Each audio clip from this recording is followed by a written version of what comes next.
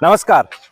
जब देश ये मान चुका था कि महिलाएं सिर्फ घर चलाने के अंदर सक्षम है, जब प्रथम महिला प्रधानमंत्री इंदिरा गांधी ने राजनीति के अंदर उतरकर एक महिला प्रधानमंत्री बन के पूरे देश चला के ये बता दिया कि महिलाएं किसी से कम नहीं, जब देश और दुनिया इस बात की दुहाई दे रहा था कि पुलिस के अंदर सिर्फ मर्दों की जरूरत है, महिलाएं वहां पे जरूरत नहीं, जब किरण बेदी ने फर्स्ट आईपीएस महिला बनके पुलिस अधिकारी बनके इस मिथ को तोड़ दिया और बता दिया कि महिलाएं किसी से कम नहीं, जिस प्रकार से देश आधुनिकता की ओर बढ़ रहा है उसी प्रकार से बढ़ रही है उनके साथ किए जाने वाले सार्थक प्रयास। इसमें कुछ विरले लोग ही होते हैं जो महिलाओं की स्थिति को सुधारने के लिए, क्योंकि देश के अंदर दुनिया के अंदर यौन उत्पीड़न, महिलाओं से भेदभाव, छेड़छाड़ जैसी घटनाएं बढ़ती जा रही है, लेकिन उनको शारीरिक नहीं मानसिक रूप से भी मजबूत करने के लिए कई ऐसे कार्य आयोजित किए जाते हैं। मैं आज उपस्थित हूँ नागदा के कमल आर्य गार्डन के अंदर, जहाँ पे अम्बा भवानी सशस्त्र शाला के अंदर मेरे पीछे आप देख पा रहे होंगे,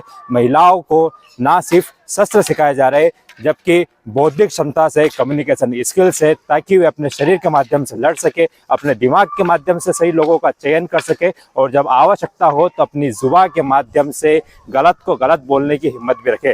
किस प्रकार से कार्य करते, किस प्रकार से महिलाएं यहाँ पर सशक्त है, आगे हम सीखेंगे।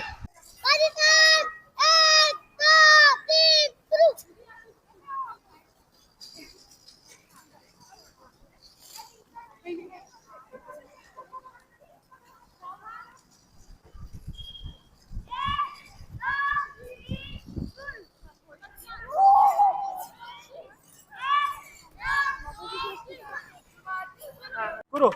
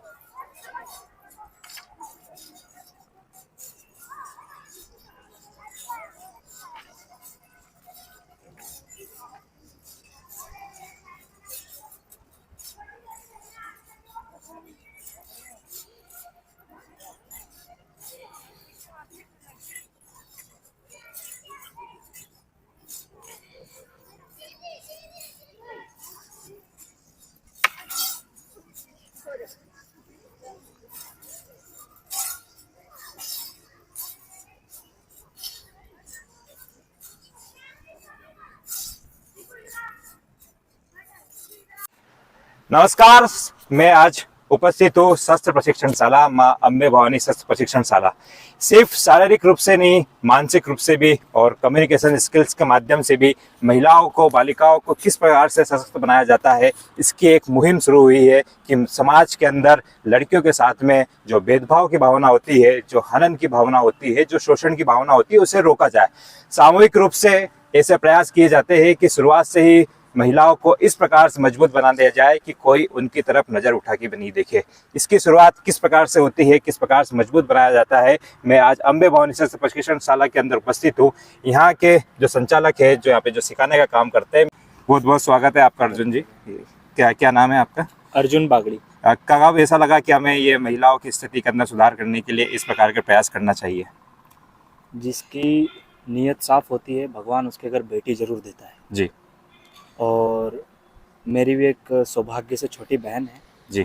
वो संघ की शाखाओं में बचपन से मैं भी जाता हूँ और वो भी जाती है जी। और हम दोनों भाई बहन संघ की शाखाओं में जाते जाते ही बड़े हुए। तो जब मैंने उसको देखा कि वो थोड़ा सा हथियार चलाने और इन सब में एक्सपर्ट थोड़ी सी मतलब है, हुई तो नहीं है, वो भी सीख रही है, लेकिन उसको अच्छी रुचि है, तो मैंने सोचा कि ऐसी रुचियों वाली बहनों को एक एकत्रित करके उन्हें प्रशिक्षण देना चाहिए ताकि उनकी स्किल डेवलपमेंट हो। हथियार चलाने से लेके क्या होता है कि आज का जो समाज है उसके अंदर बहनों के प्रशिक्षण पे मतलब मोबाइल और इन सब का इतना प्रभाव रहता है कि कोई रील्स बना रहे हैं, कोई क्या कर रहे हैं। ठीक है, रील्स आप बनाई है, पर सांस्कृतिक बौद्धिक जानकारियां जो है उसके लिए भी एक ऐसा स्थान होना चाहिए जहाँ पे जैसे विद्यालय में अपना शिक्षा प्राप्त करते हैं वैसे सांस्कृतिक चीजों का भी ज्ञान मिल पाए जी।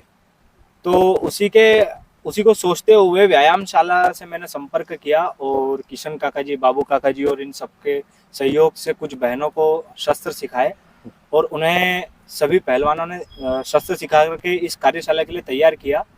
और ये कार्यशाला हमने ऐसी सभी बहनों के लिए स्टार्ट की जिनको पूरे प्रतिदिन समय नहीं मिलता है जी। और साप्ताहिक कार्यशाला चालू करके उनको शस्त्र सिखाने के लिए हमने ये प्रयास चालू किया।